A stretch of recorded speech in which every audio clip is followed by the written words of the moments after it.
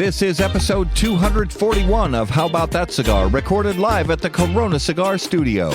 On this episode, we talk to Eric from Oak Glen Tobacconist as part of our Hidden Gem series. Please take a minute to subscribe on your favorite podcast platform so you never miss an episode. Now on with the show. Corona Cigar Company is your one-stop shop for all your cigar needs. Whether that's a brand new humidor, a box of those new cigars you've been waiting for, a top-of-the-line cutter or lighter, a place to enjoy the finest cigars and spirits with friends, or the only cigars grown right here in the Sunshine State, we've got you covered.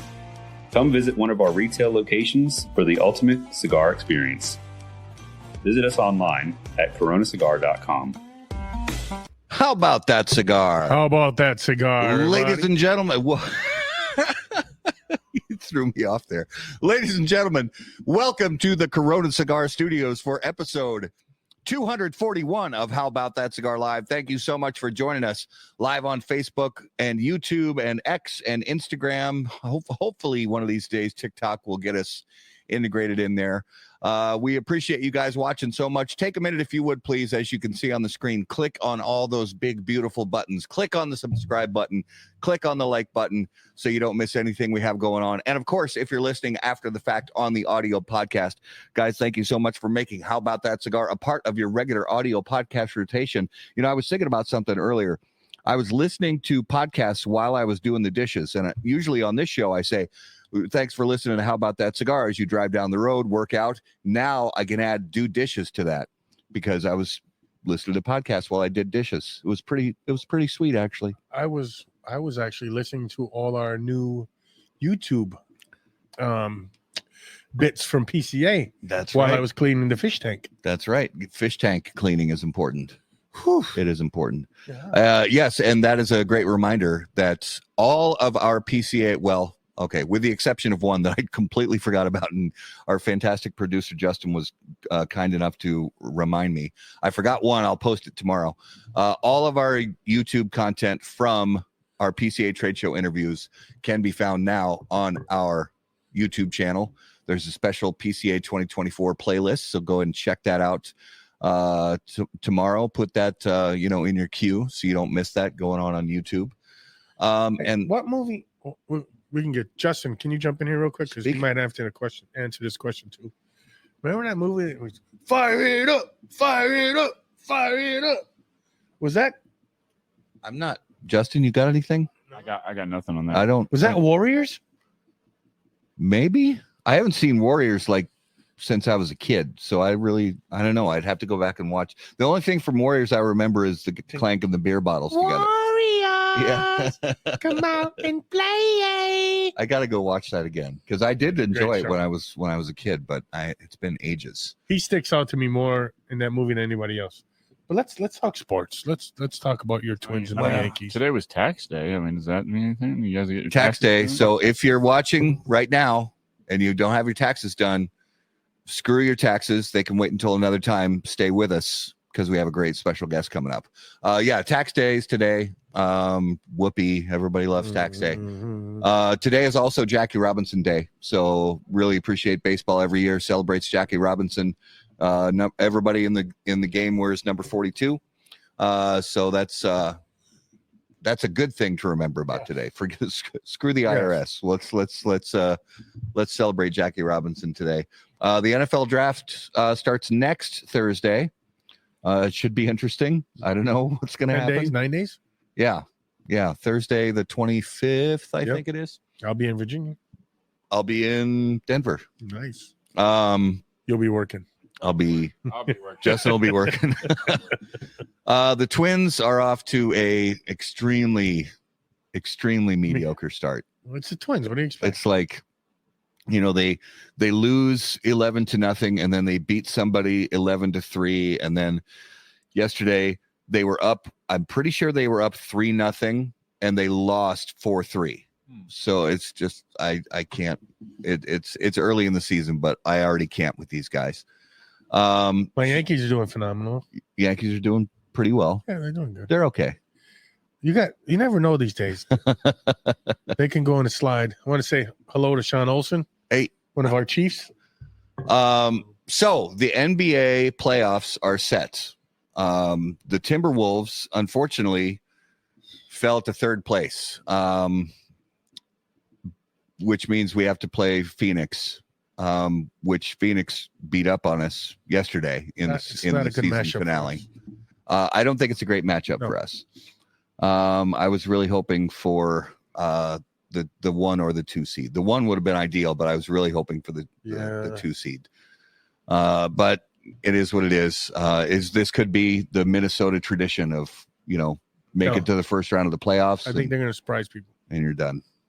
Well, positive. We'll see. I mean, there's always next year. Speaking about next year, let's talk about the Wild. Are they done yet? The Wild the Wild play their last game of the season. Well, the Wild are playing tonight at LA.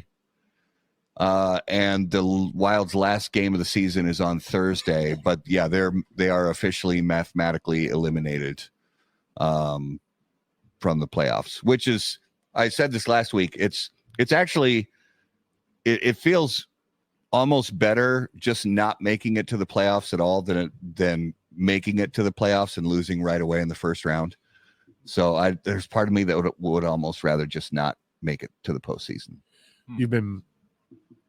I've been living in Minnesota too long. Yeah, that is true.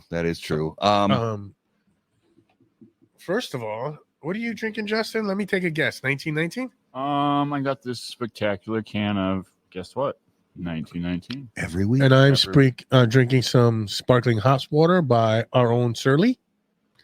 And you don't know what you're drinking. I don't know what I'm drinking because we're going to get ready to not reveal. We're going to get ready to begin this evening's Spirit of Mystery, brought to us by Postania Cigars. Do you find yourself unsatisfied with the top 10 list from How About That Cigar?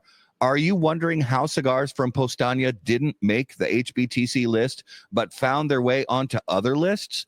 Fortunately, you can be reminded every week with this Postania Cigars advertisement. Postania Cigars, the #1 unranked cigar in the industry. So as you can see, we have a lovely How About That cigar glass with some spirits in it. It is a bourbon. A very nice aroma on this glass right here. It's very dark. It's very viscous. It smells like it might be a little higher proof. Let's give it a shot.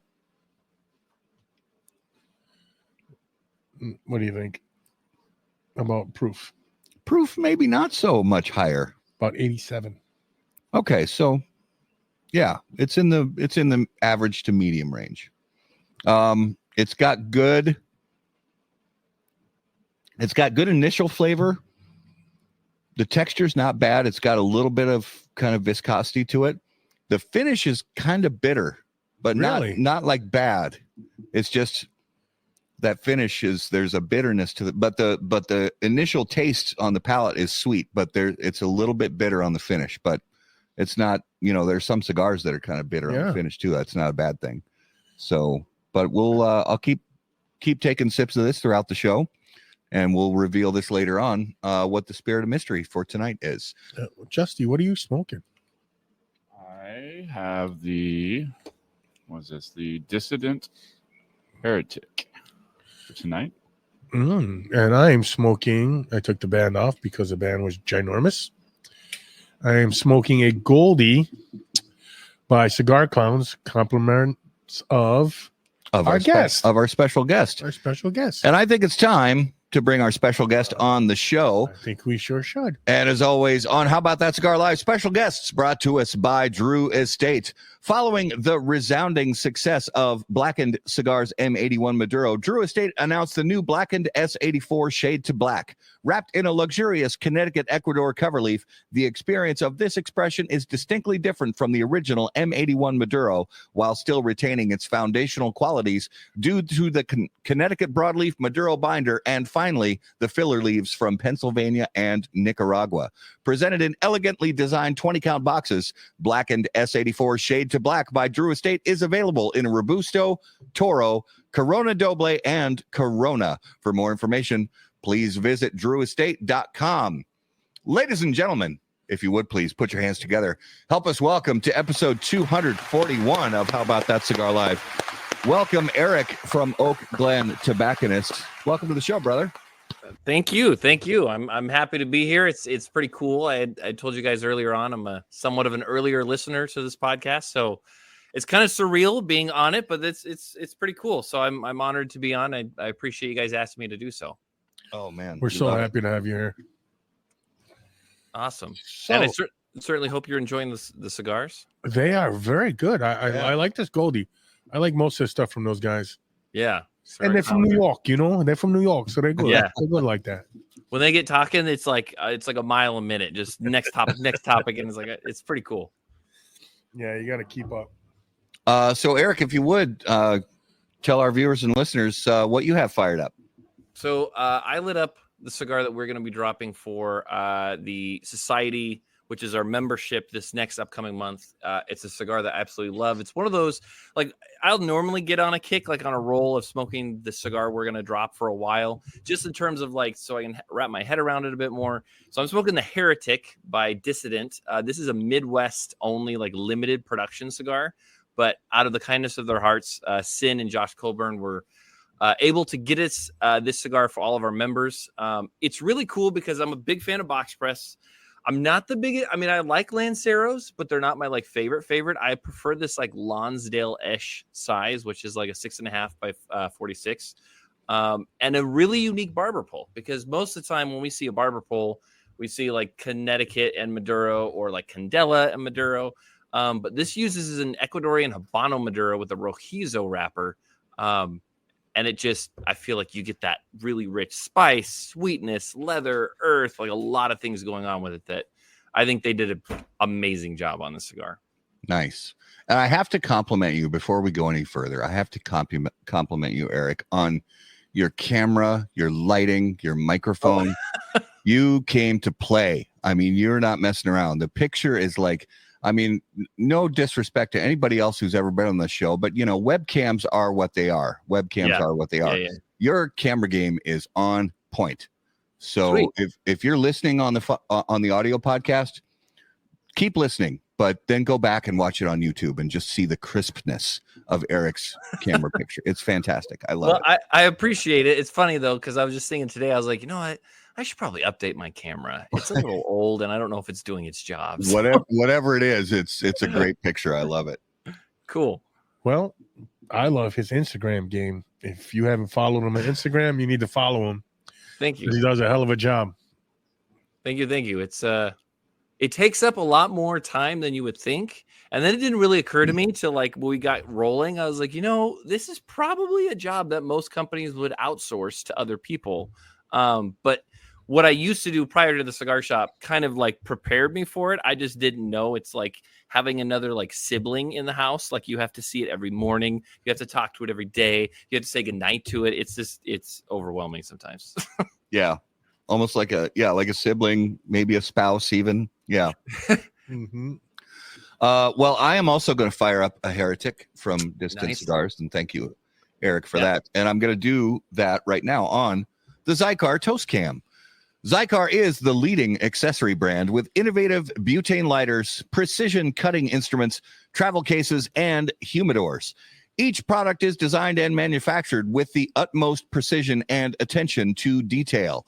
The result is a range of products that exude quality and refinement, reflecting the brand's dedication to excellence. For more information, please visit Cigar.com. There we go. All toasted up and ready to go. Toast, ready to roll. Mm-hmm. So, Eric, why don't you tell our viewers how you got started in the business and about your shop?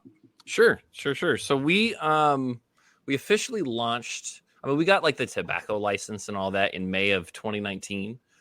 Prior to that, like the location that we're at, we're in a place called Oak Glen, California, which is two different words, Oak Glen, hence the name Oak Glen Tobacconist.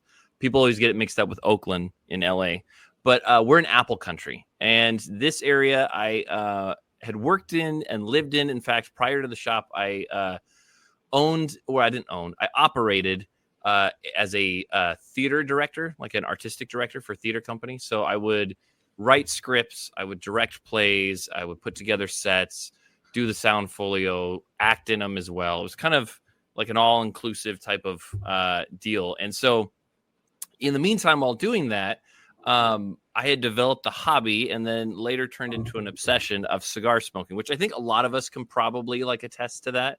Like it starts off with that, yeah, you try that one cigar and then you're like, yeah, maybe I should get a humidor, and it's a small humidor, and then that humidor gets to be 2 humidors, and so then eventually it made its way to a 6-foot cabinet that my wife dubbed the second wife, because I was like, you got to be really careful with this thing. It's got like so many cigars in it, and it's my pride and joy.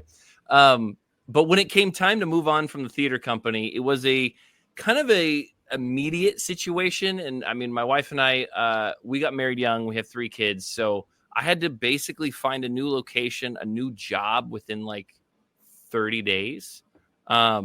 So I took a job as like a part-time thing working for other family member of mine. But in the meantime, our location is in conjunction with like a pizza kitchen and a coffee shop in Apple Country. So the owner of the property, which are good friends of ours, in fact, he's my wife's cousin, they had said, we have people come up here during like apple season. We have the coffee shop going on. They'll grab a cigar, they'll bring one up, or they'll light up their pipe, and they'll just sit on our front porch and just kind of like enjoy the area, because it's really beautiful countryside. So they were like, we should eventually do something like a cigar shop, because they knew, like, out of everyone in the proximity, like I was the guy that was like obsessed with cigars, and I didn't really have many people to smoke with. I was kind of just by myself. So when that happened, my wife and I talked about it, and we prayed about it, and we were thinking, we're like, I'm interested. I'm very interested. If it's my shop that I lease, I just don't want to go to work for another person again and kind of just do like the minimum wage thing with all the like research that I had done about cigars. And when I say that, there's still so much. You never stop learning about this industry, about the craft.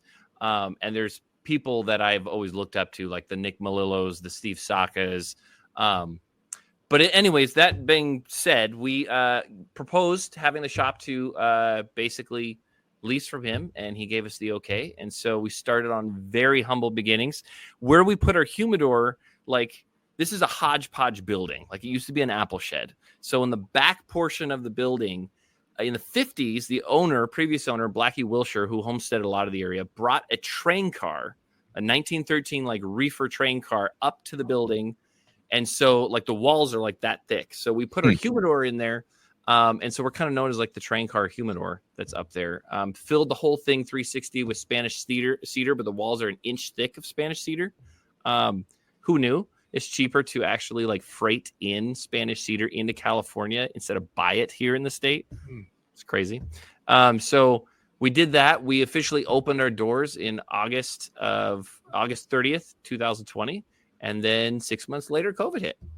Oh, sorry, 2019, August 2019. Yeah, timing wise, we've talked to a lot of people who kind of had a similar experience where they started some new venture right before the COVID doors came slamming shut. Yeah. That had to be a real trip when that happened for you guys. It was crazy. It was and like when we first opened, we were only open on the weekends. I was working 3 days at a different job down the hill, and then Friday through Sunday working the shop. And so we just kind of grew it. We were really blessed to then go to like 4 days at the shop, 5 days. Now we're 6 days a week. We take Mondays off. But yeah, it's been a pretty crazy ride, and it's been. I mean, there's that statement. I actually interviewed Steve Saka at PCA. I was like, what do you think of this, of the whole term of like, if you do something you love, you'll never work a day in your life. And it's total bull crap. But what I will say is that you will potentially work a little bit harder because you do love it. And so it becomes all obsessive in a way. And sometimes you have to do the exact opposite. You have to like step back and try to balance that. But we're really happy, and we've been really blessed with the reception of our business. And then we later got online and started our membership and stuff like that. And it's just kind of grown from there. Well, let's talk about one of your memberships. Yeah, you absolutely. have 2 of them, right? Actually, I have one. Okay. So the one that the sticker that you got, that's the OGT Cigar Society. The way it might be a little bit confusing is I sent another sticker called Blind Bunny. That was like a snapshot feature we did last month that was kind of like in its own thing. So OGT Cigar Society, our humidor is based about 85 to 90% off of boutique small craft brands. I love you. I love you. And so I remember, I can't remember who I was talking to at 2 PCA trade shows ago. And they're like, okay, so like what brands do you have in your humidor? Do you have Oliva? And I was like, actually, no. They're like, what about Fuente? I was like, no. And they started naming a few others. What about General? I was like, no. And they're like, how do you make money? And so it really, I don't know. It's nothing to say against heritage brands. I think though in California, heritage brands are more commonly what you are going to see in the shops, especially in our local area. And honestly, the brands that we've carried in our humidor that we do carry, I've just kind of found like if you're measuring bang for your buck, they offer so much that I found that I really enjoy. And then the audience was kind of jumping towards that too. And I think the cigars speak for themselves, to be honest. And have you found, because we've talked to some other people, in California, and every state has different, regulations for tobacco products. Every state has different tax structures. Have you gone through any struggles with that in general, or just going into it knowing that this is what you're getting into with the state that you're in? It is what it is.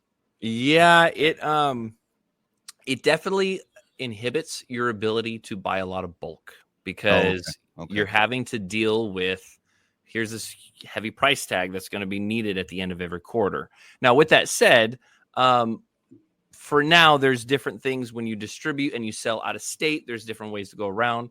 But it's you got to jump through hoops. So our accountant, I had to be very close with the first 3 or 4, 6 months when we started doing this, because it's there's so many different rules, and the number is not like Arizona. Well, it's 21 cents a cigar, or a lot Florida. There's no tobacco tax. I mean, I think in Minnesota, it's upper 40s. Is that right? It's for premium hand-rolled cigars in Minnesota. It got better a while ago. It used to be terrible. Yes. About 5-7 years ago, they voted by some miracle to reduce it. So we have a 50 cent per cigar tax in Minnesota. Yeah, that's awesome. Yeah. That is awesome.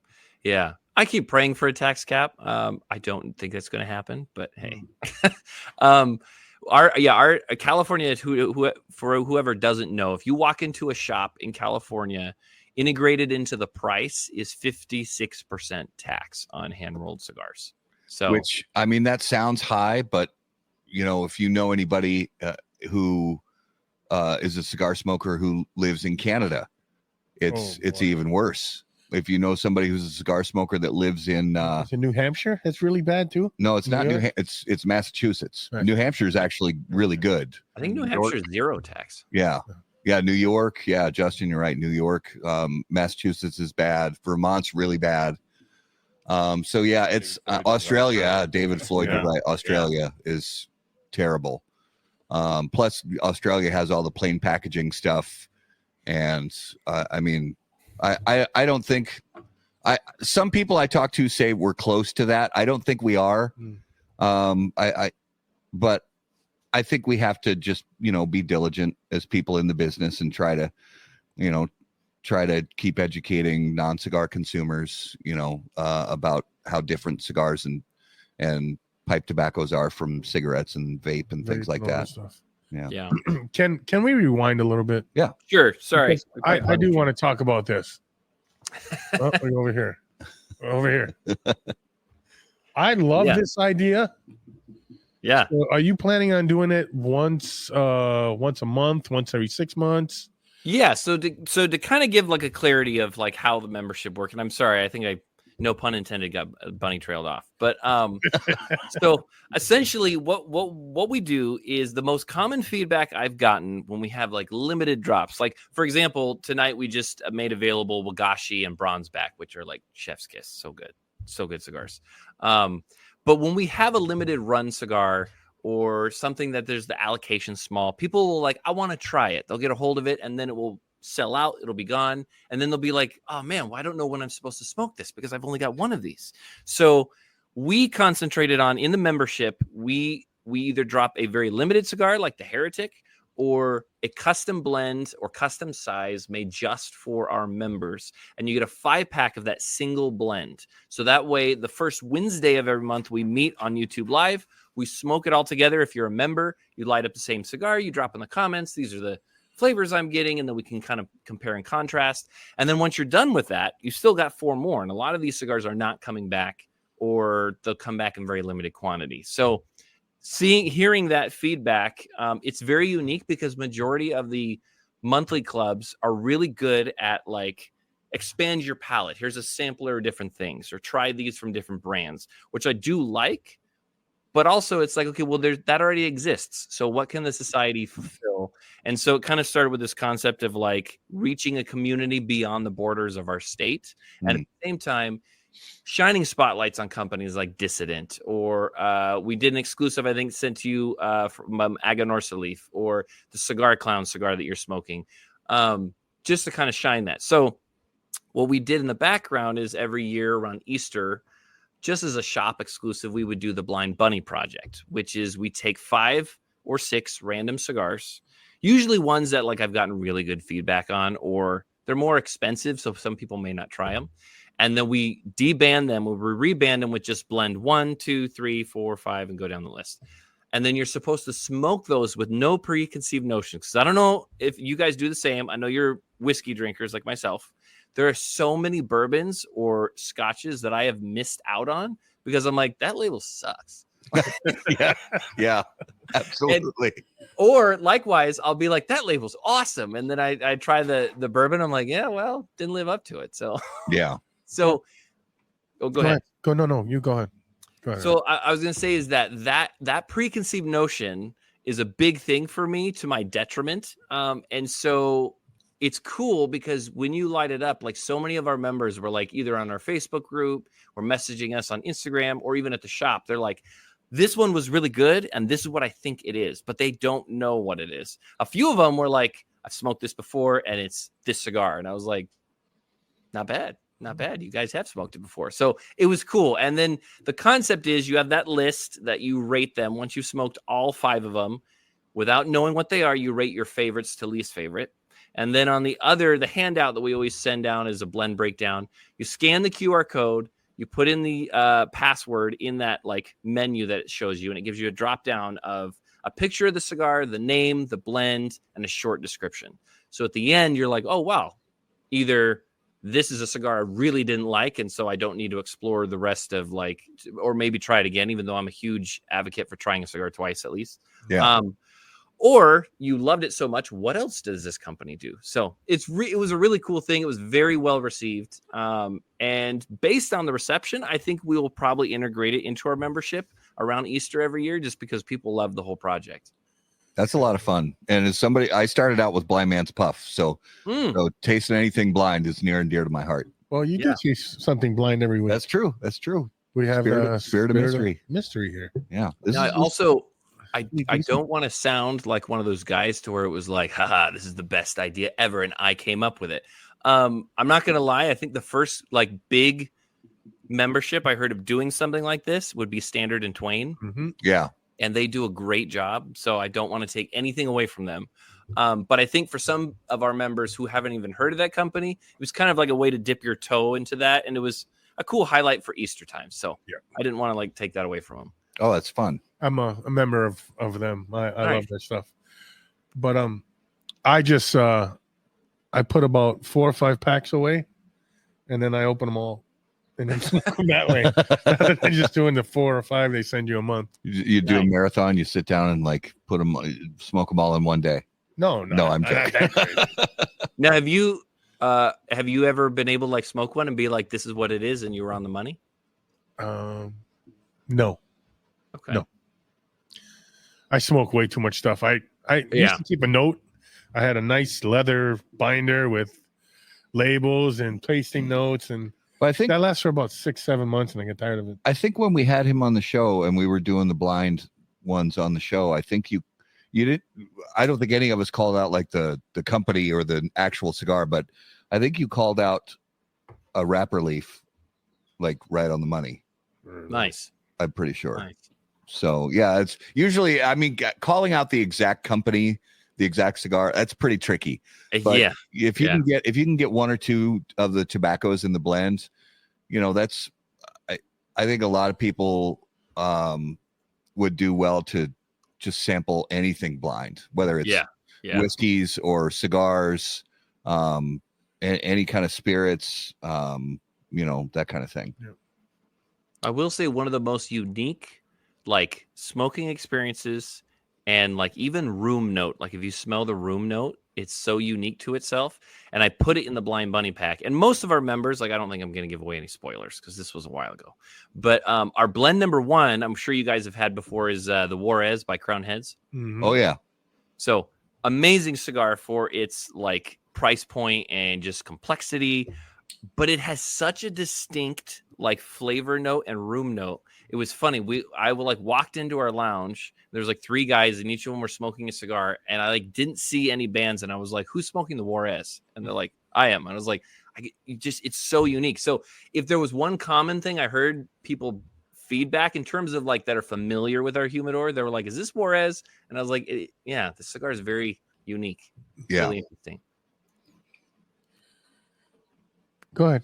Oh, all right. So one of the things that we were actually before Eric, before you got into the studio and before we went live, I was watching this thing from sort of a restaurant business expert, and he said something that really he brought out some statistics, and as I'm listening to him, I actually saved the video because I thought this really applies to cigars and not cigars in general, cigar shops, cigar lounges. Yep.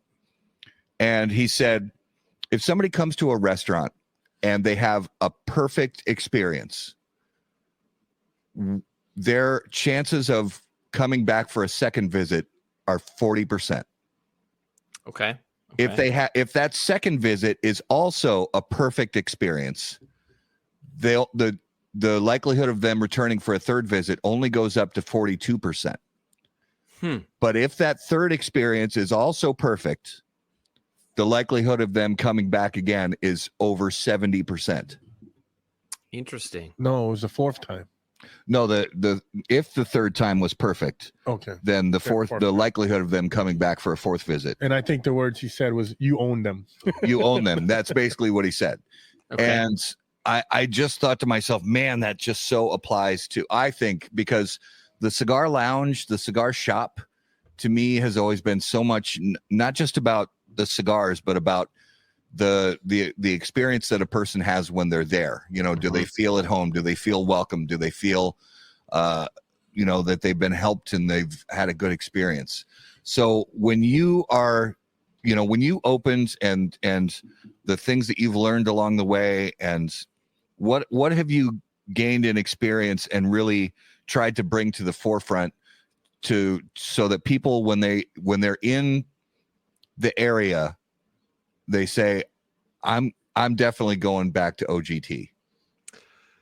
So, and I really like that statistic. That's really, really interesting. It's some of those things to where it's like maybe a vague idea is in the back of your brain, but it takes someone kind of like reciting that to bring it to the forefront and be like, wow, like I knew this is important.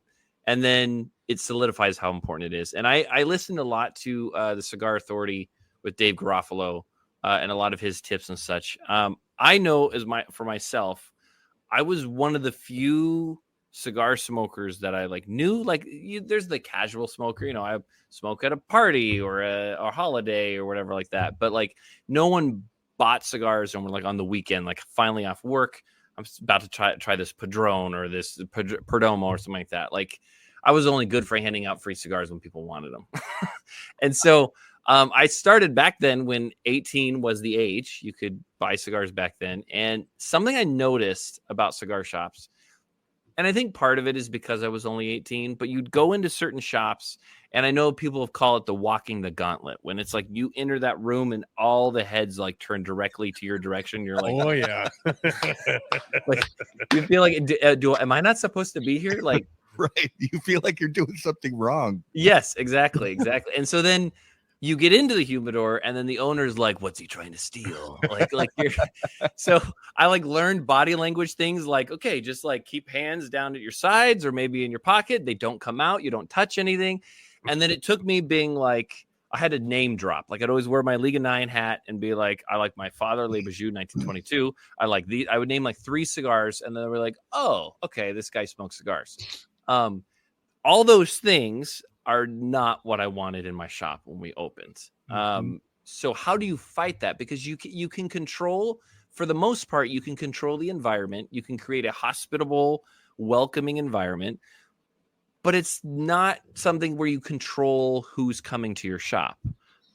So a very good, like, unfortunately, I haven't seen him involved in the industry as much anymore, but Bovida Rob, he and I used to talk a lot. He's an awesome guy. Great guy.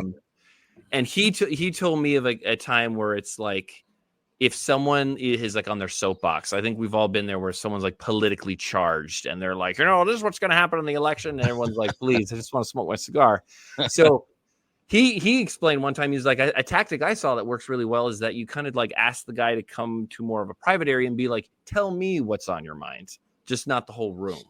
And so kind of steering the conversations as best as possible and never ever doing the gun shop thing of like where you walk into the gun shop with your spouse or your girlfriend and the dude behind the counter is just like, how many jokes can I crack to make this dude look lame and really impress his girlfriend?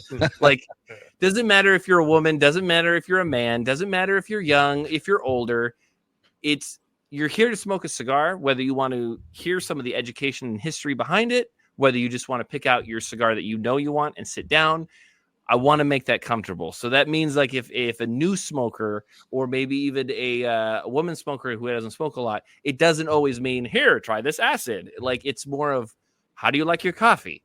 Do you drink spirits? Do you drink wine? What wines do you drink? Like try to find out their palate instead of assuming you have to start on this fruitiest, sweetest, lightest cigar I can because you're this person. So I think really just creating that environment that it's like, we're all equal here. We all are here because we want to burn leaves and talk. Yeah. So what sounds good to you?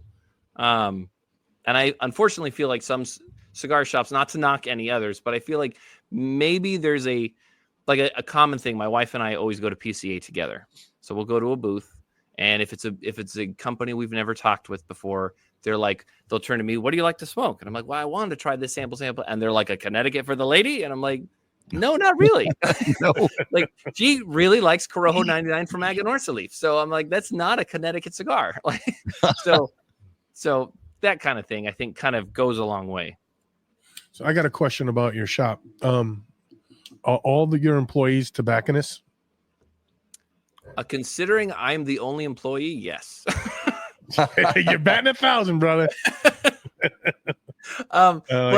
But I will say tobacconist in the term that I can say it. Like I don't have like a diploma or anything like that. But I think that a big part of it is like, I would say 8 out of 10. If someone pulls a cigar from our humidor, then I should at least know the company, the tobacco used in it, the blend, that sort of thing. Because one thing I really, really was disappointed in when I was trying to learn more and I'd go to a shop, I'd be like, so this Maduro, do you know if this is Connecticut broadleaf, San Andreas? And they'd be like, I don't know. And I'm like, okay. So then I'd have to pull out my phone, look up the cigar on CI or something and be like, what is this blend? Yeah. And so there's that. Now I will say there is another gentleman, and shout out to Rob White. He might be watching. He is an awesome friend of mine and he helps me at the shop and he's also extremely knowledgeable. So on busier days or days that I can't be there, he like jumps in and takes my spot, and he does a really, really good job. He's also very welcoming. And he also, it's cool because he's got a wide palette, right? Wide range of palette. So while a lot of us prefer kind of the medium plus the full blends, if someone's asking, look, I'm looking for a good Connecticut, this or that, then he points them in the right direction. So he's extremely knowledgeable and he helps me out as well.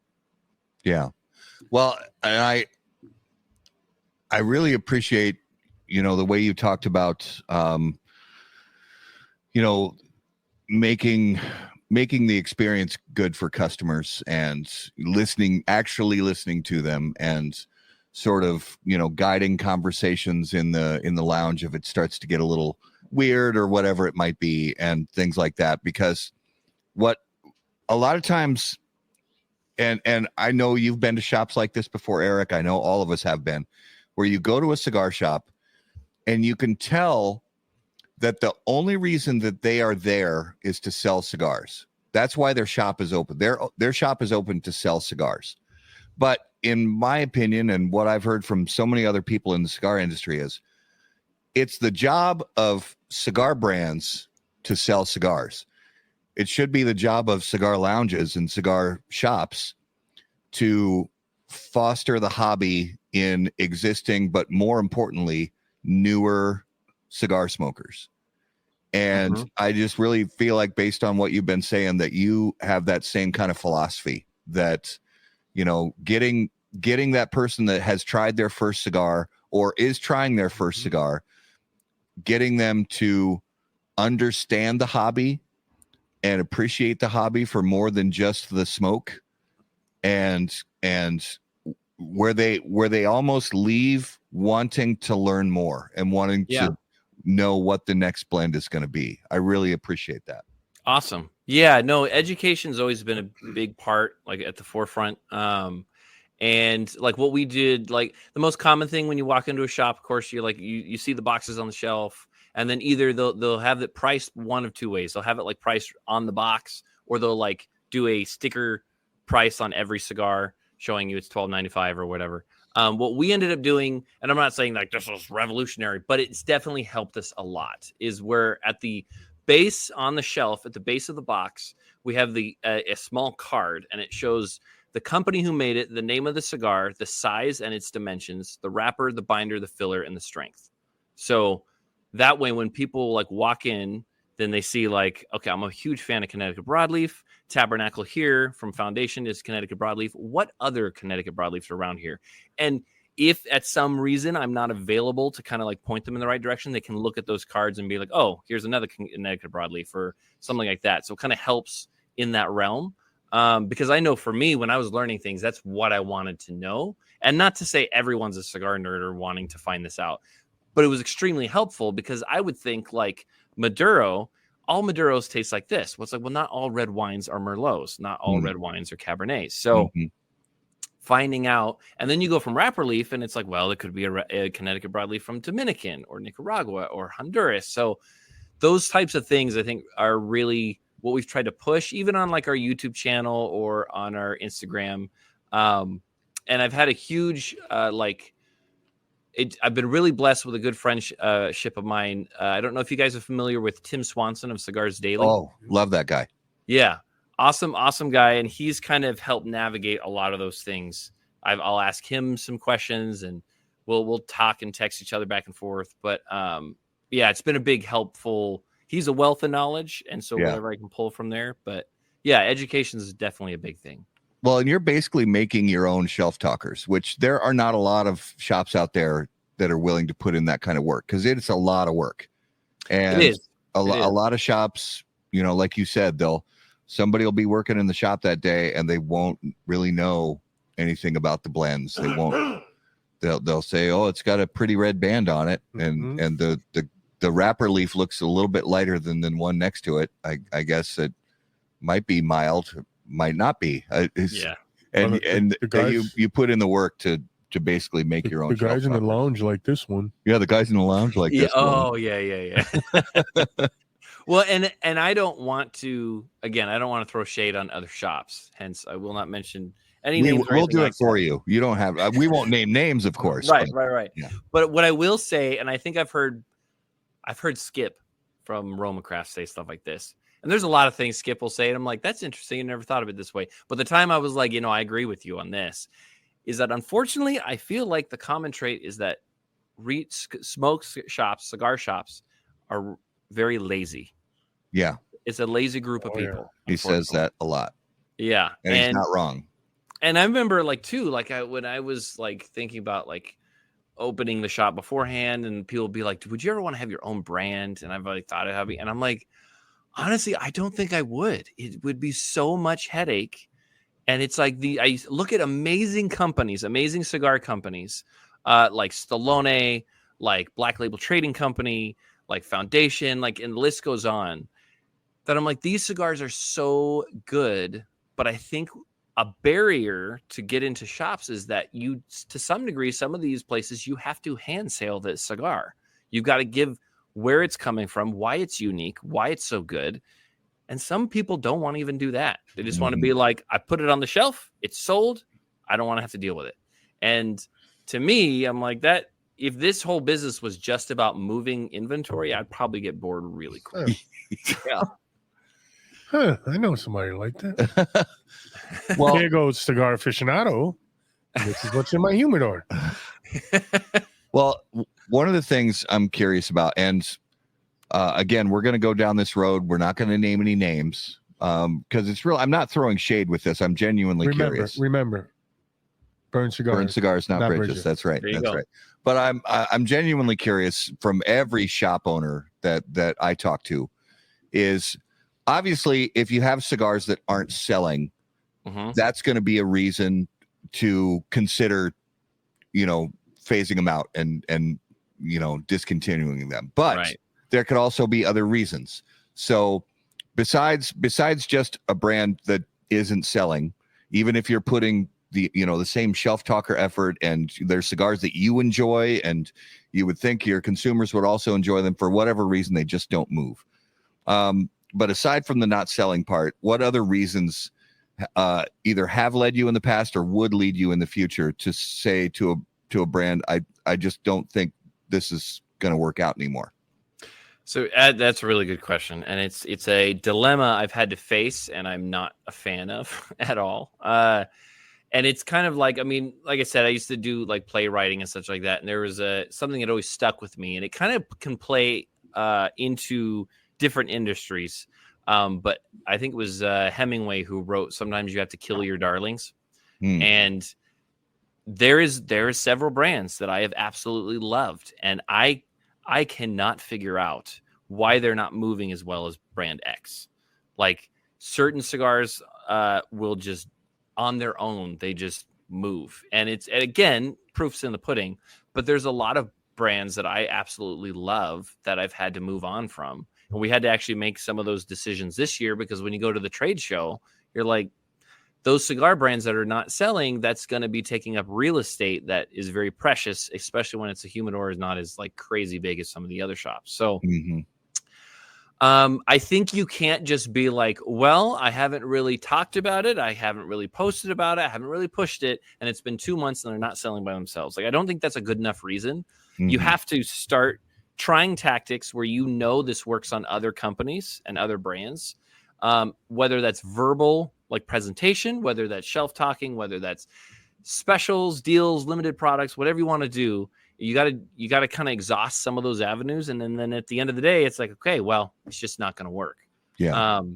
So there's a handful of brands that we've had to drop through, and it's hard, especially when like someone at the shop will be like, oh yeah, what about this brand? And it's like, I'll tell them, like, I still love their cigars. I really, really enjoy them. Unfortunately, I just couldn't find a market for it here. Yeah.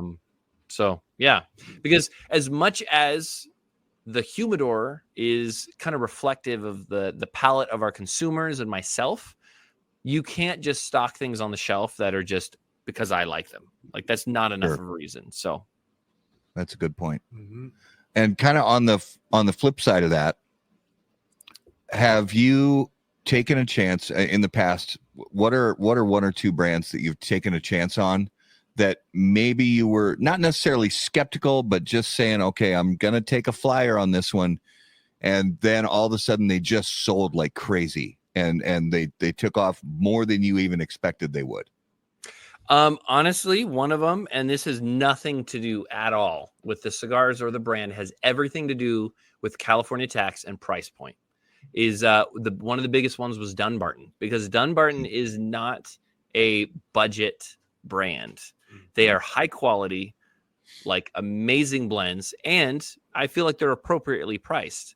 But in California, they're pretty expensive when you tack on that 56% tax. So I remember hearing something, I can't remember who said it. It was very early on, and I took it to heart when they're like, when you are, whether at a trade show or talking to a company, and you're like, yeah, I think I'm going to bring this company in or this brand or whatever, and you shake the person's hand, that's your contract. There's no backing out after that. And I've always taken that to heart. Like, if I shake that person's hand, we are bringing in that company. So I remember it was about 2 or 3 years ago. And at the time, Dunbarton wasn't really accepting new accounts, but I had been talking back and forth and emailing for a long time. And I set up a meeting with Cindy Saka. We sat down and talked, and I was like, I really want to make this happen. And she was like, okay, well, here's our price point, but here's all the minimums kind of. And for us, it was a lot at the time because we're a new company. And then I said, okay, well, this is what we're going to do. I'm going to take a look at this. I'm going to come back to the booth later, and then we'll go ahead and finalize it then. She said, okay. And I shook her hand, and then immediately I thought in the back of my brain, like, you just bought Dunbarton. But then, I mean, to Steve's credit, I mean, I had him later on, I had him on our live show, and I was like, yeah, we're really excited. And he's like, you do realize, like, the first order doesn't mean anything, right? It means like we're in your shop, but that doesn't mean anything. They're like, you have to do the reorder. But thankfully, Dunbarton's been a big brand for us. And again, I think it's a testament to his blending and a superior quality. Another company was Stallone Cigars. I don't know if you guys have ever smoked Stallone before. Oh yeah. Yeah. We've had Tony on the show before. He's good. He makes good stuff. He does. And he's actually done a lot of customs for us. He is a fantastic Nicaraguan broadleaf brushfoot that is being released as an exclusive blend through our membership later this year. Can't wait to drop it. It's so good. I had a pre-release of that. Nice. Last year sometime. Yeah, very good cigar. And so he was a brand that really took off. Again, it proofs in the pudding with his cigars. So we've kind of, at this point, which is helpful, we've kind of learned where the sweet spot to some degree is on terms of like what we carry and what our consumers really enjoy. One that it doesn't sound like it's a risk because it's such a good company and a lot of people carry them, but it's just new to us was Crown Heads. We brought them in earlier this year and the reception's been beautiful. Yeah. Those, you see, it's interesting because, you know, the companies you just named are companies that are, they're relationship people. They're relationship driven. And, you know, it's funny because Steve Saka might come off and sort of put on this facade that he's this sort of grumpy old man and all this, but he's not. He's a really nice guy. He really knows what he's talking about when it comes to tobacco. Oh yeah. And he also really knows the business because he's been in the business in so many different areas for so long. And, you know, he's sort of earned the right to be skeptical about certain shops carrying his products because he knows what it takes, especially like you said, especially with a line or a brand of cigars that has a generally higher price point than a lot of other brands that are available. So, but yeah, those brands you mentioned, those are they're handshake driven, they're relationship driven brands. Yeah, and they're not just commodities. That makes a big difference. I agree. And it's been really cool in terms of like Stallone to name like some of the people that have been just like how you're saying relationship driven, that have become really close, like friends of ours as well, who have eventually also done a lot of like blending for us in our membership. So like, I don't know if you guys are familiar with Paul Stulak at all. Yeah. Yeah. Paul Stulak's an awesome guy. Meeting. Yeah. And he did a blend for our membership last year, and he's doing a blend for us this year. And someone asked me, they're like, how did you get Paul Stulak to do a blend for you? Like, this guy doesn't really do blends for a lot of people. And as Paul put it, he's like, well, I like you guys and you don't annoy me. I'm like, well, cool. Like, there you go. And so like, he's done amazing blends for us. And so doing those relationships have resulted in really awesome projects. One that I'm really excited about is, I'm sure you guys have smoked Black Star Line. Oh yeah, I love what Eric Bay is doing. Yeah, awesome stuff. So he's coming out with a very exciting project with Espinosa, his 5-year anniversary. Yeah. So we were talking later last year, and I was like, we featured your guys' a Rosewood in the membership. I want to do something special. So he afforded us the opportunity. We are doing our own like exclusive size for our membership for his 5th anniversary cigar. That's awesome. Nice. Yeah, really cool. And it's a box press Lonsdale closefoot. It's so good. So good. I mean, you had me at Lonsdale. Yeah. Actually, you had me at Black Star Line. Yeah. Yeah, he's really hit the ground running in the industry, and he's been one of our favorite sort of newer brands to watch them grow. How can you not like him? He's a fireman. He's a fireman. Yeah, How can you not like him? There you go.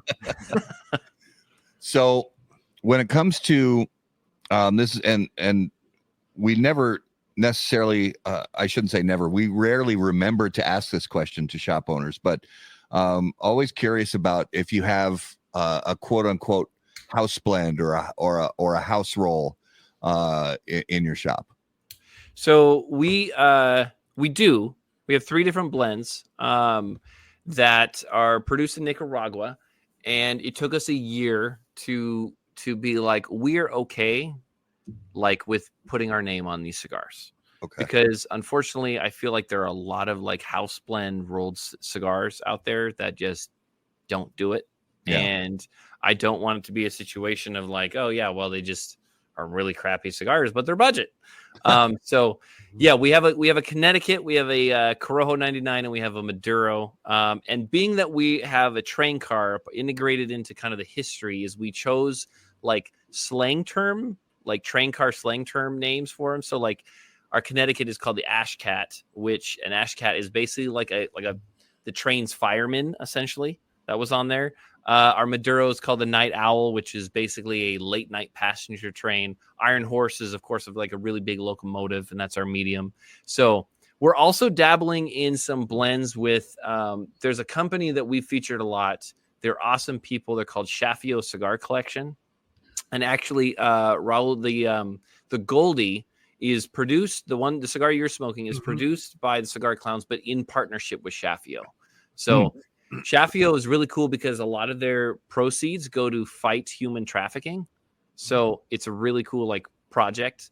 But the factory that they work with and the blender they work with, he's got some really good, interesting cigars that we might be integrating soon to our house blend, basically. Nice. I like it. Well, if you don't have any other questions, I think it might be time. It's time. Is it time? It's time. All right, guys, it is now time for this week's Numero de los Muertos. And as always, Numero de los Muertos brought to us by our friends at Smoke Inn. I'm Steve here with the GOAT to tell you about Smoke Inn's Cigar of the Month Club. Every month, I personally handpick 5 premium cigars. Another great feature is our Double Down Club.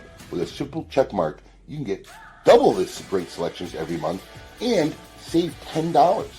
Every month, there's a special discount code where if you like any of the selections, you can get them at a special discounted rate for our Cigar of the Month Club members.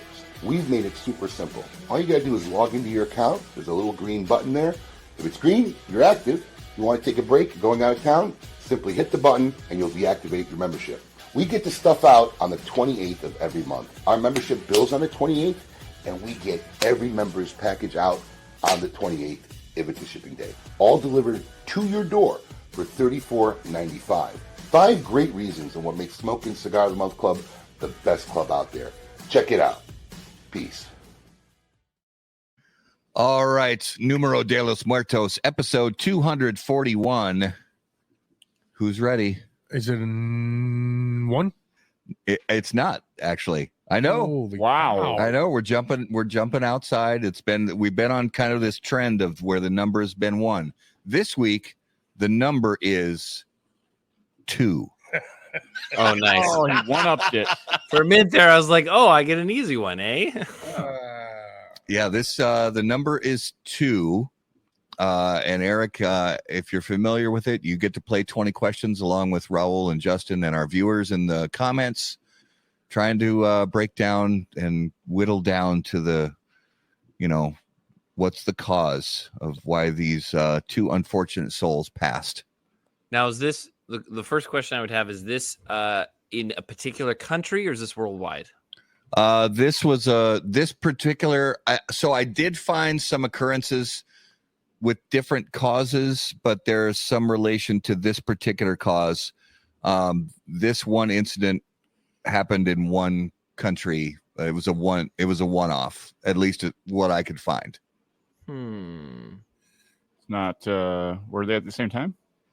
Yeah, both people died in the same incident. Not by trampled by a herd of donkeys from Donkey. Trampled by a herd of Hey, donkeys. donkey. No, donkeys were not involved. Okay, not the donkey show. Not the donkey show. Okay. Were animals involved? Animals were not involved. What about a vehicle of some kind? Vehicles were involved. Yes. Hmm. See, you've listened to the show. You What was this vehicle on land or water? land Land. Was this vehicle suspended in the air or just literally on the land? on ground. Okay. And does this vehicle have wheels? Both vehicles Hmm? have wheels. So two vehicles. Yeah. Okay. Death by Vespa. Oh, wow. That's a good one. I'm gonna have to look that up. No, it's not that. It's not that. Yeah, it was wheeled vehicles on land. Motorcycles? No motorcycles. Automobile? One was an automobile. Other one was a bicycle? Nope. So the automobile hit somebody else. I'll say the two people who died Mm-hmm. were in the automobile that was struck by something else. Lightning. A train. Not lightning. Okay. Not a train. Dump truck collision? Not a dump truck. It wasn't one of those like Fabio things where it was like hit by a goose, was it? No, not a goose. Did they get jackknifed by a semi? Was it a fire truck? It was a semi-type Like truck. a type truck, like a Yeah. Okay. Like a hook and ladder fire truck? Yeah. No, not a fire truck. Oh. It was a semi-truck. But so the people in the vehicle, the people in the car, We're participating in a particular activity. yes. Is it like parenthood type deal? Were they having sex in the car? They were having sex in the car. And the truck came around the corner and decapitated them both? So they had actually, I mean, to their credit, they did pull off the road onto the shoulder. Okay. So this happened in 2010 in Brazil. A semi-trailer truck on a fog-shrouded highway slammed into a car parked on the shoulder, killing a couple that stopped to have sex. I could think of worse ways to go. Highway police spokeswoman said the impact of the collision was so strong that the body of the woman was hurled outside the car and subsequently run over by other vehicles. Now, are you talking about the impact of the car or the impact of something else? Well, I'm going to go with the car. Oh, okay. I mean, and if it wasn't the car, good for him. Well, bad for him because he died, but Yeah. The man died instantly inside the car. Because of the thick fog, the truck driver apparently did not see the car on the shoulder. The truck driver did not stop after the collision either. Ooh, Just kept on going. rude. Yeah. He went to jail. So, well, it's Brazil. You never know. what a way to go. What a way to. I mean, I can think of worse ways. I can think of worse ways, but yeah, if you're gonna do that in your car, go Go to a cemetery or something, I mean, come on. That's what I did. Allegedly. Allegedly. You're not going to disturb anybody there, at least. Oh, Hey, Eric, we Rich. never found out what you were drinking tonight. Oh, I am. I don't know if you guys have ever drank anything from Balcones. No. Balcones is a whiskey. Texas single malt, pot distilled. It's 106 proof, so it's a touch bit hot, but it's pretty smooth. We actually we have this featured. What we'll do an event at the shop where we like call it a tasting night. We'll get a hold of like a special cigar and a special whiskey. In this case, it was Balcones, and we'll all pair the same drink with the same cigar. So we like compare notes and such like that. So we paired that with a exclusive we did called the Freedom Fighter. It's a Brazilian Matafita Maduro, and like the sherry like notes and the like fruitier, sweeter notes with the barrel spice of Balcones that was mixed with like the Brazilian Matafina, like rich, like espresso. It worked really, really well. So I have a question for you. Seeing that me and Justin don't drink alcohol, what do you do with your guests at the shop that don't drink when you're doing that pairing? Do you offer root beer, cream soda, coffee? We I would say our number one is coffee. Like we'll also do coffee mornings. We just did one where we pair cigars with coffee. It is, but I think I'm a little biased because like if I'm not drinking an alcoholic beverage, then coffee is my number one go-to. There is something about, I don't know if you guys have like experimented with Aganorsa cigars and coffee, but their Corojo 99 tobacco with a straight black coffee, no sugar, no sweetness. So good. So good. So we do that. And then a lot of times, honestly, what our customers prefer to do is they'll bring their own like sweet tea or soda and such like that, and they'll just opt out of the drinking, like pairing. Okay. Well, for future reference, craft root beers and craft cream sodas are phenomenal with cigars. Okay, I've heard that about cream soda for sure. Yeah. Yep. Yeah, I've heard some people like on the train of Dr. Pepper cream soda, like people love that. Yeah. But, That was all right for a while. I got on the kick for 6 months. okay. I have to give a shout out to viewer Rich Jordan. His question was, the guy going back to Numero de los Muertos, was the guy beheaded? I see what you did there, Rich. Oh man, I see what you did there. Well played. Well played. That was this week's Numero de los Muertos. All right, so the reveal for this week's Spirit of Mystery, I'll say that this bourbon was good, but it was a little kind of Johnny One Note. It was good. It had there was sweetness, there was a little bit of the bitter, the bitter finish kind of dissipated, which it's common that the more you drink it, the more any kind of harshness is going to go away. That was the case with this one. I don't dislike this bourbon. I just it tastes a little one-dimensional to me. So this was a Kentucky straight bourbon whiskey finished in a red wine barrel. And you've had this before at my house. I don't get the red wine barrel at all. The Agitator Kentucky straight bourbon whiskey finished in red wine barrels, 86 proof. Agitator. Yeah. I know I had tried that before at your place. Mm-hmm. I don't get the wine barrel finish. No, my wife does the opposite. She likes the wine that's from these guys that's aged in bourbon barrels. Okay. Yeah. There have been some barrel aged wines. I mean, some like bourbon barrel aged wines that my wife and I have enjoyed quite a bit. But yeah, this one, I mean, again, not a bad bourbon by any stretch. It's a good pour. Lucky it was free. It just seems a little, Have Matt, have you heard of or tried Nelson Brothers? Neither. I haven't heard of or tried. So they're a whiskey. I mean, they're basically a straight bourbon, but I think I mean, they say bourbon, but they're produced in Tennessee. I stumbled on them like 4 months ago, and like I get a lot of happiness when I find a whiskey that's like in the right price point of like between 40 and like $55. Yeah, absolutely. Yeah, this one like drinks way above its price point. I definitely recommend it if you get an opportunity. It's really good. Nelson Brothers. Nelson Brothers. I'm going to check that out because I have found that I do enjoy some Kentucky or some Tennessee bourbons, because Tennessee's more known for, Tennessee whiskey, Jack Daniels, that kind of thing. But there are some bourbons, true bourbons being made in Tennessee that I think are very good. There's some Dickel products I think that are outstanding. I think there's some Heaven's Door products that are outstanding. Mm-hmm. So I'm Nelson Brothers. I'm going to check that out. Yeah.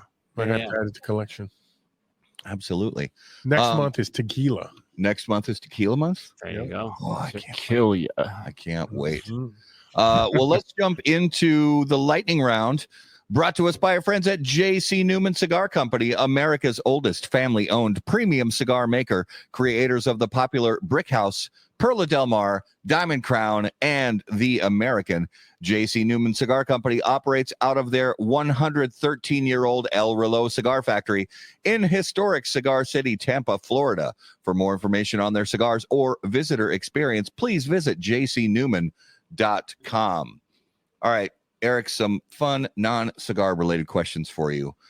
First and foremost, if you were about to get into a fight, what would your soundtrack music be?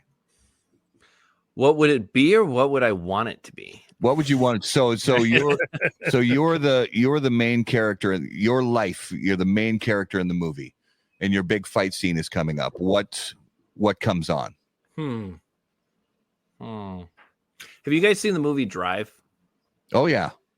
I love that movie because it has, like, I think the common response for a lot of people would probably be something really hyped up and really like fast and stuff like that. But for me, there is a deliberate weight and gravity to, like, there's the scene when he's like with his girl in the elevator and there's the hitman that's about to kill him and they're like making out. Yeah, and he turns around, like, stomps the dude's head in. Like something that, or even like the new Batman movie, it's like a haunting melody. So I'd probably say something that's like synth wave, like 80s synth wave that's just got a lot of gravity to it. That's probably what I would want it to be. I love it because I agree. I agree. I said the same thing when somebody asked me the same question. It's well, I kind of went more like opposite spectrum, like something light and like almost happy music. But yeah, the dark stuff, like what they did in Miami Vice and that kind of thing, that I love that kind of thing because it's like a contrast. Yes, exactly. And there's a deliberate to it. I mean, I guess you could go like the Deadpool route and have like Call Me Angel or something, but I like that too. I like Lunatic Fringe. Red Rider. I think it's Red Rider. I think so. Yeah. Now, to be completely honest, I know that I've been watching this show for some time, but I haven't seen like towards the end portion because honestly, a lot of the times I listen to the show is when I'm in the car driving. So you get to destination, turns off stuff. But I'm going to go out on a limb here. Is one of the most common answers you guys get Eye of the Tiger? It's a very common answer. Yeah, I would assume. Very common answer. It just seems like it lends itself. Or the Rocky theme song, or a lot of people say Metallica. We hear a lot of Rage Against the Machine.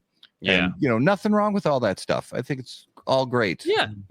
No, Mozart. Yeah. There are no wrong answers. That's right. There's a really good scene in the movie Nobody with Bob Odenkirk. What a great movie. When he's in the bus and it's I Gotta Be Me and he's just like killing people. It's so good. Oh, it's such a cool scene. All right. So, Eric, what is the most overrated and underrated fast food out there? So, like, two different answers. First your most overrated, and then what's your underrated? This is probably going to be dependent on West Coast. Like, I bet this is going to be a little bit different than you guys because that's all right. Nothing wrong with that.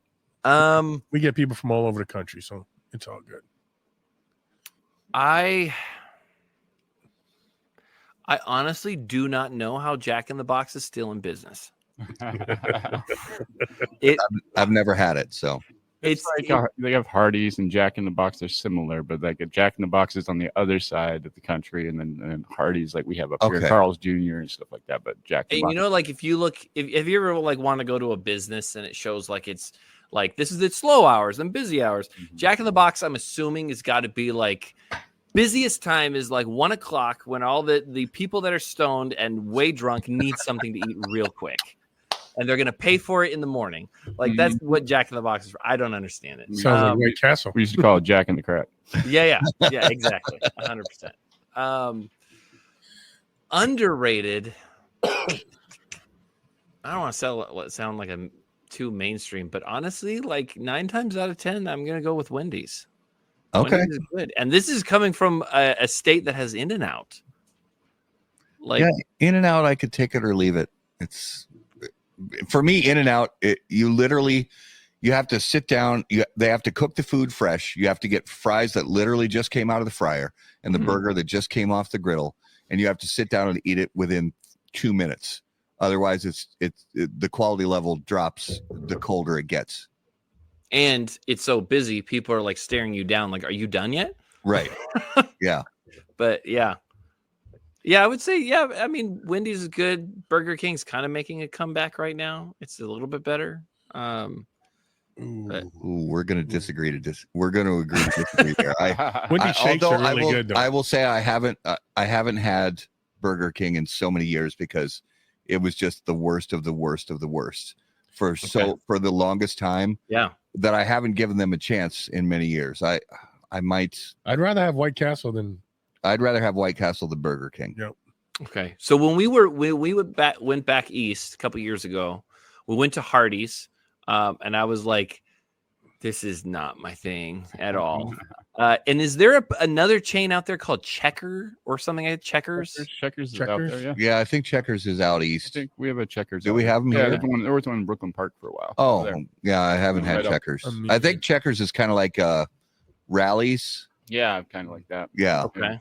Yeah. Yeah. Checkers, I was just like, this place needs to figure out what it is. Like it's just kind of all over the place. It's just random. I don't know. I didn't find as many. And then I've heard things like Raising Cane's. It all depends on what state you're in, if it's good or bad. Like here, it's not good. I've heard in Nevada, it's very good. So I saw it yesterday, actually. There you go. There's a new one that's popping up in Minnesota. Freddy's. Freddy's. What kind of food? Like burgers and fries? Smash burgers. Kind of. Really? Yeah. Actually, if you don't mind, I have a question for you guys because I'm curious. What is the best pizza joint? Oh, like here in our area? Yeah, like whether it's a chain, whether not, like because honestly, you get so many different answers from different states. If you like Chicago deep dish pizza, I'd go with Giordano's. That's hands down. I think it's one of the best. Giordano's is very. If you like Chicago deep dish, my personal favorite. Now, if we're going for like New York style slice, the place in Stillwater, Donatello's, is that what it's called? The one you missed when we went to eat there? Yeah, I think it's called Donatello's or whatever it is. No, Melt. No, that's different. So I'm talking about like a traditional New York slice.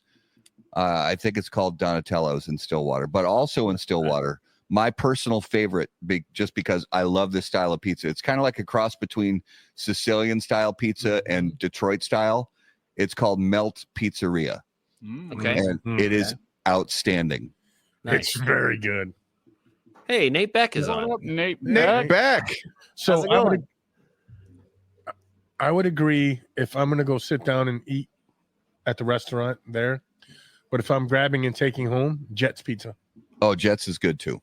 Okay. Tony says Donatello's in White Bear Lake. Oh, nice. That's in White Bear Lake. So the place in Stillwater that I just cannot remember the name of, but there is like a New York style pizzeria in Stillwater that's, I mean, for people who love traditional New York, fold the slice kind of pizza, that's the place to go. Okay. In Stillwater. Nice. Justin, what's up? The zombies. You want to do? You want to do it? Yeah. You ready, Eric? Yeah. The zombies are coming. You get 3 cigar industry people to be on your zombie apocalypse survival squad. Who do you pick and why? My mind went to a bad place that I shouldn't say. That's a good question. I would say I feel like whether good or bad, Espinosa is going to have a plan. Like Espinosa is going to be like, bro, Yeah. this is what we're going to do. And I'm like, no, I don't want to do that. But no, this is going to be the best plan ever, man. Really?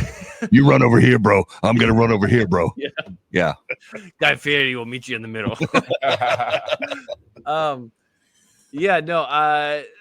I feel like probably based on wanting to survive, one of the dudes from Hooten and Young, because they've been in like the yes. Yes. Even though we don't carry his brand, I have listened to their stuff a lot. I'm like, yeah, he's probably someone you'd want on your side for sure.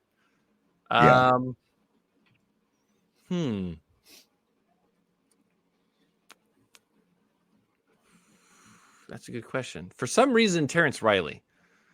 I think it's like when you're held up and you're hunkered down, it's the campfire or whatever, and everyone's like on edge. I feel like he could probably set people to like calm down. He'd start talking like deep philosophy. Yeah, exactly. He'd start reading Jung or, old, he'd find some old, book in a dead language that he knows how to still read. Right. And he'll read it in English to everybody and just kind of put you all in this mellow sort of spiritual place. Yeah. And we'll all be like sitting like completely exhausted, super stressed out. Like everyone's got like the firelight on their like like eyes, and then they'll be dead silent out of nowhere. He'll be like, greatest night of our lives.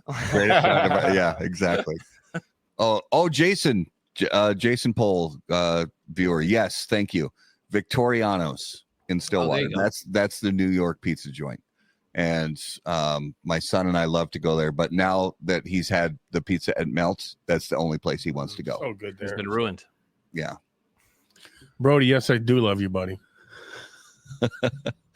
All right, so let's move into this week's notable smokables, brought to us by Don Doroteo Cigars, a brand with both purpose and passion, dedicated to creating change from within.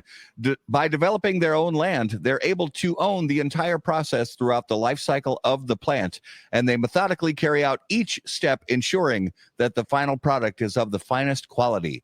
The new Salt of the Earth lines, Piedra Viva and Piedra Angular, are available now at Don Doroteo retail partners.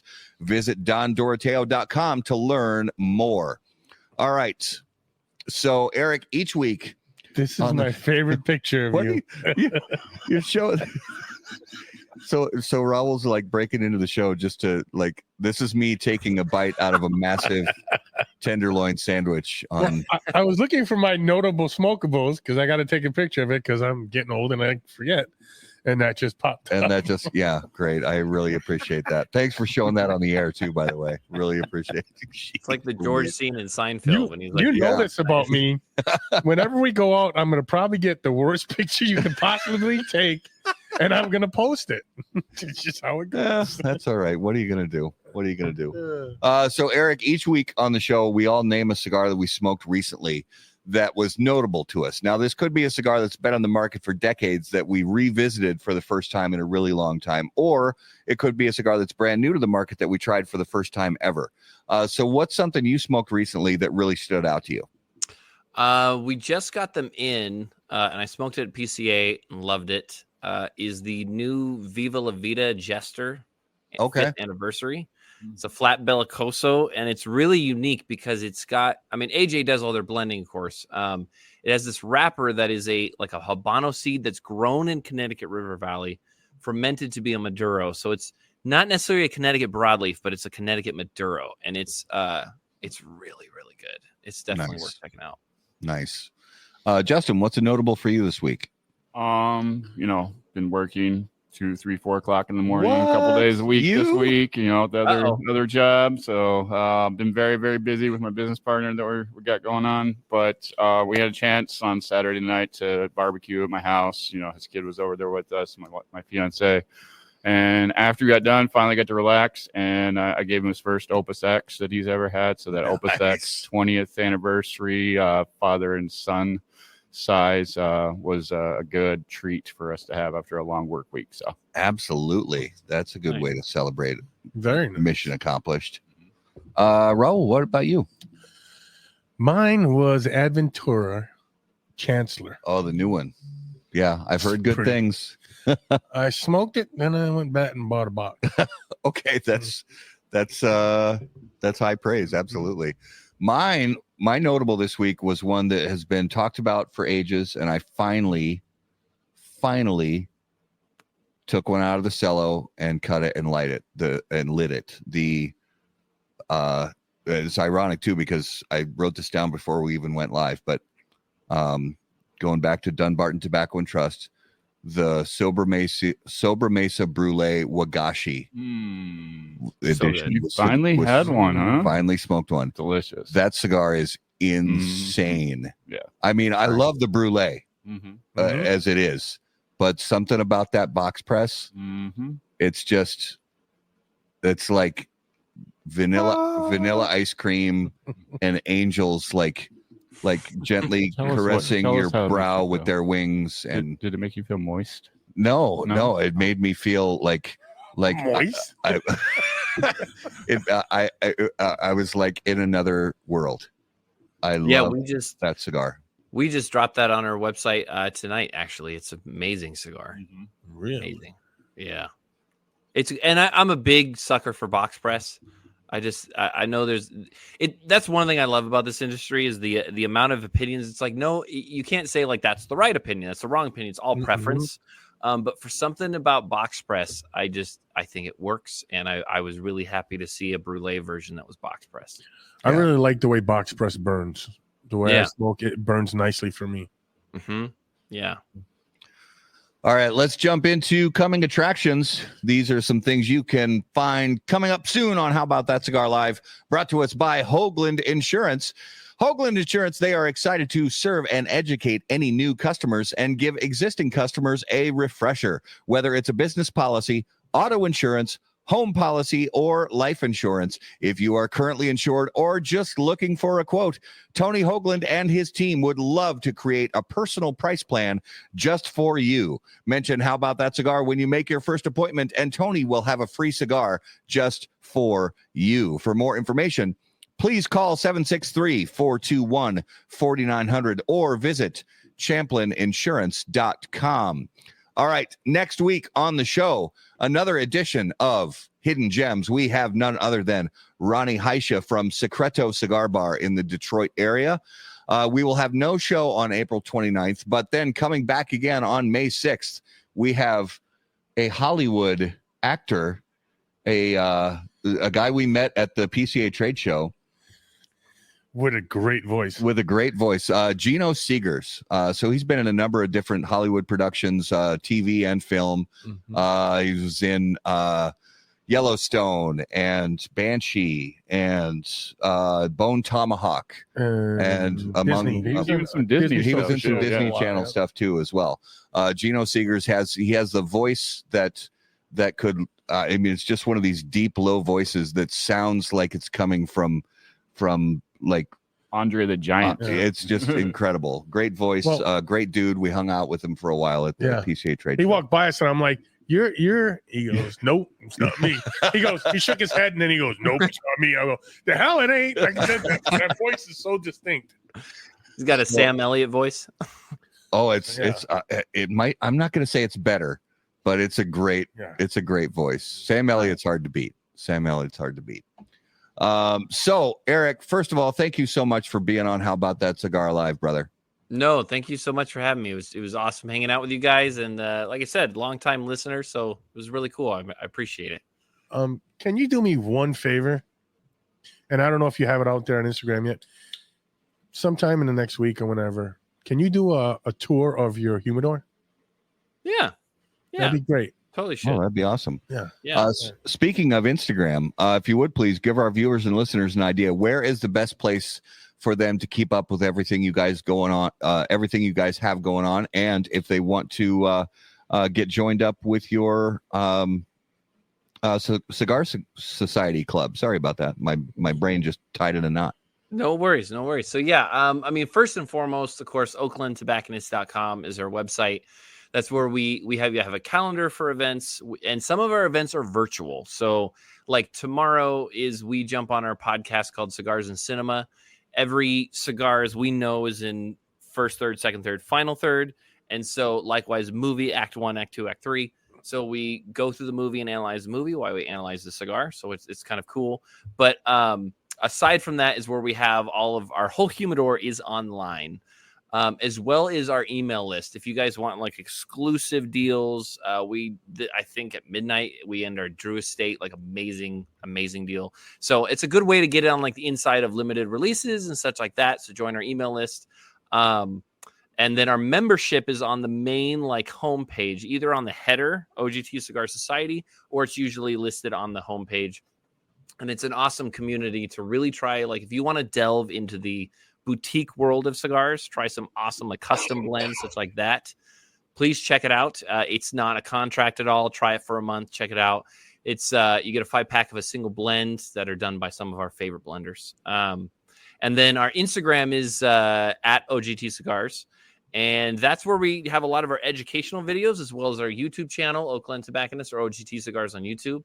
And we just kind of do a lot of like, we'll give you the lowdown on some of the brands that we have, whether it's a review or it's news involving that, or just some kind of like cigar 101 stuff, like how to light your cigar and how to appropriately like retrohale and such like that. So that's really cool to check out. We're also on Facebook. We're also on TikTok. And yeah, it's just, we're just kind of out there. Check it out. And we'd love to have you guys stop by. Fantastic. I love your stuff, brother. Yeah. Thank you. Keep up the good work. I think I follow you on everything except for TikTok, and I'll fix that tonight. Well, I appreciate TikTok's one of those animals that it seems like it changes every week. And like, I personally don't like the format of TikTok. I don't like to be on TikTok, but as a business owner, that is part of the future of what you got to do. Mm-hmm. So, yeah. But yeah, we do same short clips on there. And it's pretty cool. It's a cool community. Love it. Well, thank you so much, brother, for being on. We appreciate it so much. Keep up the good work. And if we make it out that way, we'll definitely stop by. And if you're ever in the Minnesota area, hit us up and we'll get together someplace for a cigar sometime. Definitely. Love to do it. And again, thank you guys so much. It was an awesome time. Absolutely. All right, viewers and listeners, guys, thanks so much for being the best part of How About That Cigar Live. We appreciate you so much watching live on Facebook and YouTube and all the other places. Click on all the big, beautiful buttons. We appreciate it so much. And, if you're not subscribed yet, why? Yeah, why? You should definitely just click on the subscribe button, because when you click on the subscribe button, it helps you by not missing any content, and it helps us. Well, they should anyway. Help me help you. Yeah. Help me help you. No, guys, thank you so much. And of course, if you're listening after the fact on the audio podcast, we appreciate that as well so much. Make sure to follow us on your favorite audio podcast platform. If you have questions for us, you can email us on the website, howaboutthatcigar.com. Be sure to follow us on all your favorite social media platforms at HBT Cigar. And of course, until we see you guys next time, burn cigars, not bridges. Thanks, guys. Any comments, opinions, viewpoints, or statements presented or uttered by guests on the HBTC podcast, HBTC live video streams, and all other media from HBT Media LLC are solely those of the individual and do not necessarily represent the opinions or viewpoints of How About That Cigar or its parent company, HBT Media LLC, any of our advertising partners, or the premium cigar industry. The primary purpose of How About That Cigar is to entertain and to encourage activity and growth within the community of people who enjoy or want to learn about the enjoyment of premium cigars.